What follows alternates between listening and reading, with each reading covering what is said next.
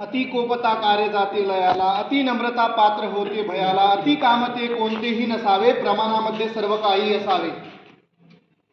सर्वप्रथम Chhatrapati Shivaji Maharaj, doctor Babasaheb Ambedkar, Mahatma Jyotiba Phule, APJ Abdul Kalam आणि राजश्री शाहू महाराज यांच्या प्रतिमेला अभिवादन करतो आणि 2 शब्दाला माझ्या सुरुवात करतो. गोष्ट 1939 होती. दुसरं महायुद्ध सुरू होतं आणि विस्टन चर्चिल यांच्याकडं पंतप्रधान पद होतं आणि संपूर्ण देश असा हादरलेला होता की पूर्णशः अक्षरशः बॉम्ब आणि वेगवेगळ्या या प्रकारच्या युद्धामध्ये सर्व तिथली जी जनता आहे ते नेस्तनाबूत होण्याच्या मार्गावर होती. परंतु त्या एका व्यक्तीने रस्त्यावर उतरून संपूर्ण देशाला जे मार्गदर्शन केलं, जे उद्बोधन केलं, त्या उद्बोधनाच्या आधारावर विस्टन चर्चिल हे दुसरे महायुद्ध जिंकले. त्याचप्रमाणे ज्यावेळेस माझा या हॉस्टेलमध्ये पहिला दिवस होता आणि ज्यावेळेस मी या वसतिगृहामध्ये आलतो आणि त्याच्यात तिथून काही दिवसानंतर जे काही मेसचं वातावरण होतं, त्या मेसच्या वातावरणाचं जी धुरा आहे ती माझ्याकडं सोपवल्या गेली आणि ते मेसचं अध्यक्षपद जे आहे ते माझ्याकडे देण्यात आलं आणि एवढी मोठी जबाबदारी मला समजेन असं झालं होतं. म्हणून जे सिनियर म्हणून आपल्या इथं असलेले देवेंद्र सर आहे, पुष्पक सर आहे, प्रतीक भाऊ आहे, ते सगळे आणि अजून बरेचसे यांच्या मार्गदर्शनाखाली जे पूर्ण जुना इतिहास होत होता की हा इतिहास कशा प्रकारे मेसचा चालत आला आहे आणि एवढ्या वर्षापासून पाठपुरावा करून सुद्धा आपली मेस बदलत नाही आहे, मग यासाठी काय केलं पाहिजे. मग याच्यासाठी वेगवेगळ्या सगळ्यांनी जे मार्गदर्शन केलं, नियोजन केलं, आयोजन केलं आणि वेगवेगळ्या तक्रारी केल्या आणि सरांच्या पाठपुराव्याने आणि सर्व विद्यार्थ्यांच्या पाठपुराव्याने आपली मेस बदलली. आतापर्यंतच्या हॉस्टेलच्या इतिहासामध्ये असं मी म्हणजे ऐकलं सर्व जुन्या विद्यार्थ्यांकडून की सर्वात मोठा इश्यू आणि सर्वात मोठी समस्या ही फक्त मेसचीच होती आणि ती कोणाच्या शुभशकुनाने म्हणा, कोणाच्या अपशकुनाने म्हणा, ती या ठिकाणी सक्सेसफुलपणे नवीन मेस आली आणि ते चांगल्या प्रकारची आहे. म्हणून या ठिकाणी हेच सांगतो आहे की या ठिकाणी जे आले, ज्या रूममध्ये राहिले, ज्या मित्रांचा सहवास मिळाला आहे त्या मित्राचा सहवास तर सोबत घेऊन जा. येणारा दिवस सगळ्यांना लक्षात आहे, पण जाणारा दिवस सुद्धा लक्षात असू द्या की या वसतिगृहामधून आपल्याला बाहेर जाते काय घेऊन जायचं आहे सोबत. तर काय घेऊन जायचं आहे, आपल्या रूममध्ये जे 2-3 मित्र आहेत त्यांच्यासोबतचे जे ऋणानुबंध आहे ते तर घेऊन जा, पण आपण समोर इथून मोठ्या वसतिगृहामध्ये मोठ्या कॉलेजमध्ये शिकायला जाणार आहोत आणि ज्यावेळेस आपण पुणेसारख्या नागपूरसारख्या शहरामध्ये जाणार आहोत, हे आपले जे 10वी-12वीतले जे भाऊबंद आहे हे समोर आपल्या मागे येणार आहे. तर जर त्यांना कुठे अडचण आली, जर रस्त्यावरती आपल्याला उभे दिसले तर निश्चितपणे त्या ठिकाणी थांबा, त्यांना विचारा की का रे तू का थांबलाय, काही अडचण आहे का. असंच ज्याप्रमाणे आपल्याला डॉक्टर बाबासाहेब आंबेडकरांनी सांगितलं होतं की शासन करते जमात बना, त्याचप्रमाणे आज आपल्याला या सगळ्या वातावरणाची राजकारणाच्या वातावरणामध्ये आपल्याला आपले ध्येय गाठायचे आहे. त्या ध्येय गाठण्यासाठी आपल्याला एकमेकाचे हात धरून चालण्याची गरज आहे आणि हे हात धरून चालणं केव्हा शक्य होईल, जेव्हा आपण आपला मोठेपणा दाखवून आपल्या लहानांना मदत करू. जर आपल्या मनामध्ये छोट्या छोट्या गोष्टीची जर इगो घेऊन जर आपण इथून सोबत निघू तर भविष्यामध्ये आपण तर सक्सेस होऊ, पण आपल्या सोबतचे जे लहान भाऊबंद आहेत हे सक्सेस होणार नाही.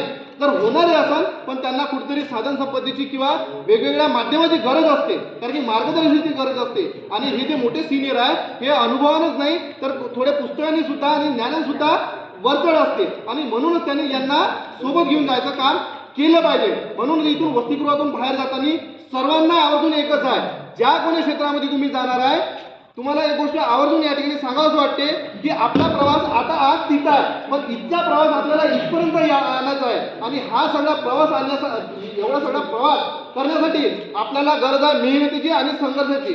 म्हणूनच आपल्याला भरपूर खेळायचं आहे, आपलं जीवन भरपूर एन्जॉय करायचं आहे, पण सोबतच प्रामाणिकपणे जेवढ्या अभ्यासाची, जेवढ्या नित्यांत सातत्याची गरज आहे ते आपल्याला करणं गरजेचं आहे, कारण की जीवन हे एकच आहे आणि एकच जीवनामध्ये आपल्याला जगायचं आहे, चांगल्या प्रकारे जगायचं आहे.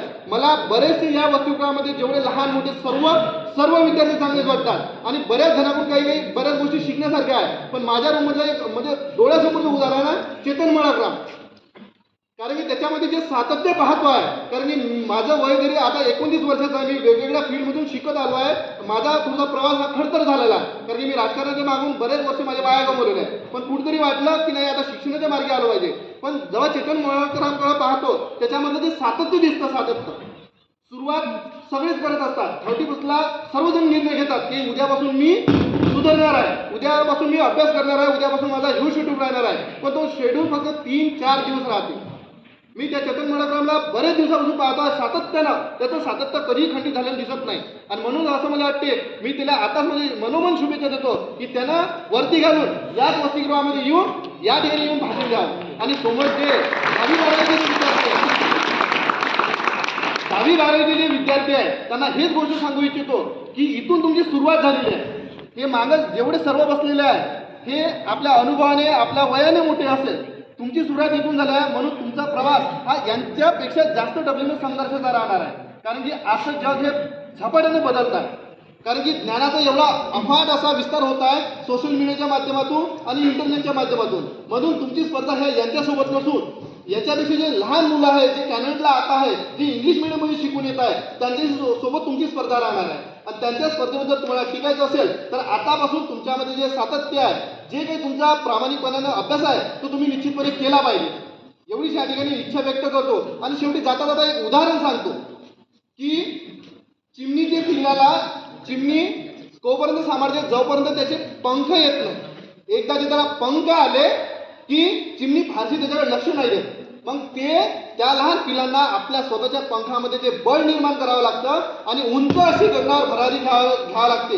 आणि तेव्हा जेव्हा तो उंच अशी भरारी गगनामध्ये घेईल, त्याच्या पंखामध्ये बळ येईल आणि त्याला जेव्हा आत्मविश्वास त्याच्यामध्ये निर्माण होईल तेव्हाच तो त्याचं ध्येय गाठू शकतं. आणि हे ध्येय गाठण्यासाठी जे आपल्याला लहानपणी पंखामध्ये बळ निर्माण करण्याचं जे काम आहे ते आपल्या घरी पहिले सर्वात प्रथम आईबाबाने केलं आहे आणि त्यानंतर या ठिकाणी वसतिगृहामध्ये आपल्या रुपाल सरांनी केला आहे. वेगवेगळ्या मागण्या, कारण की देव सुद्धा प्रत्येकाची मागणी पूर्ण करू शकत नाही. त्याचप्रमाणे आपले आईवडील सुद्धा आपल्या पूर्ण मागण्या करू शकत नाही. त्याचप्रमाणे वसतिगृहामध्ये वेगवेगळ्या समस्या निर्माण होत्या, वेगवेगळ्या अडचणी निर्माण होते आणि त्या सर्व अडचणी एक व्यक्ती पूर्ण करू शकत नाही. कारण की प्रत्येक व्यक्तीला एक कालावधी असतो किंवा एक लिमिट असते. तरी पण सरांनी जे शक्य होते, जसं शक्य होते त्या प्रमाणामध्ये विद्यार्थ्यांच्या हितासाठी नेहमी सतत झट्टाने असे आतापर्यंत दिसून आले आहे. आणि सोबतच सवंगडी सर्व आपल्या इथे चांगलेच आहेत. सर्वांना भविष्यासाठी शुभेच्छा. त्याचप्रमाणे 10वी-12वी आणि आमचे जे सिनियर आहेत किंवा जे आमच्या समवयस्क आहेत त्यांना सुद्धा शुभेच्छा. इथून वसतिगृहातून बाहेर पडते वेळी सर्वांनी एकच म्हणजे मनामध्ये एक तुम्ही हे ठेवायचं आहे की इथून तुम्ही ज्या महाविद्यालयात जासाल, जिथं जासाल त्या ठिकाणी आपल्या वसतिगृहात जर पोरगं भेटलं तर त्याला आवर्जून विचारा. जर तो अमरावतीला पेपरला जाणार असेल तर त्याची चिंता इथून सुरू होते की माझा पेपर सकाळी 7 वाजता, मी अमरावतीत कसा पोहोचू. तर तुम्ही जर त्या ठिकाणी राहत असाल तर त्याची आदल्या दिवशी राहायची सोय तुम्ही केली पाहिजे की नाही मी तिथं आहे, तू येऊन जा, रात्रभराची ॲडजस्टमेंट करता येईल. या सगळ्यात जर आपण एकामेकाला जर सोबत घेऊन चाललो तर निश्चितच आपले जे ऋणानुबंध आहे, या वसतिगृहाचा जे संबंध आहे ते निश्चितप्रमाणे जुळून राहील. आणि एवढंच नाही की आपण इथून बाहेरून जाणार आहोत असं कोणी समजू नका. माझ्या मते तरी की तुम्ही सर्वजण असे समजा की इथून फक्त आम्ही शिक्षणासाठी, संघर्षासाठी बाहेर जातो. पुढील आयुष्यामध्ये आम्ही भावी अधिकारी वेगवेगळ्या क्षेत्रामध्ये आम्ही यशस्वी होऊन याच वसतिगृहामध्ये मोठ्या प्रमाणामध्ये याच मंचावर आपण बसून हा सगळ्या येणाऱ्या भावी पिढीचा आपण स्वागत समारंभ किंवा निरोप समारंभ बघू. अशी सर्वांनी स्वप्न बाळगा, सर्वांनी कष्ट करा, मेहनत करा, अभ्यास करा आणि आपलं जे ध्येय आहे या ध्येयाच्या मार्गानं मार्गक्रमण करा. एवढेच बोलतो आणि थांबतो. धन्यवाद.